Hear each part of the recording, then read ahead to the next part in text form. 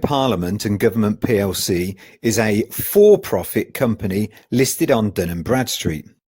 It's a fact.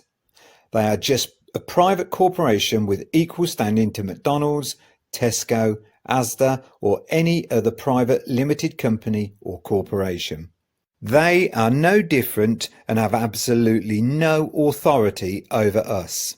Acts of Parliament and statutory legislation is their company policy.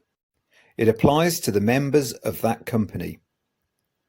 The MPs, police, judges, NHS, etc., anyone classed as a public servant.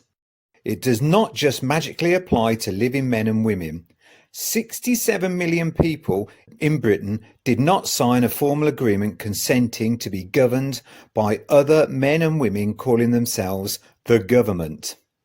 Nothing, and I mean nothing, that comes from the government is applicable to any living man or woman unless you consent to it by way of a legally binding contract.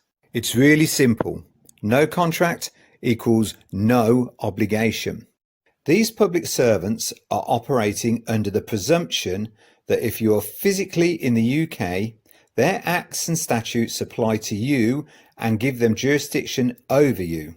It's a presumption, and the fact is there will never be any material evidence for that being true because there is no evidence.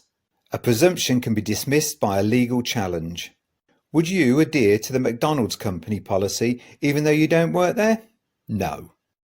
Would you take orders from the members of your local church just because you live within their parish? Nah. Would you allow the manager of Asda to behave like your boss, tell you what you can and can't do? No.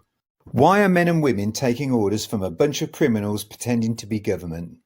Orders which are coming through the television and other media. Not even through a formal source, a letter, something pretending to be a contract even would be more plausible when they're stripping you of your rights. But then people might question it when they saw it in black and white on their doorstep. Maybe they don't want you to read the small print. Why is anyone afraid of these clowns? Time to learn your rights and ensure that our police constables are acting under their oath. The oath they took to protect us, not the government.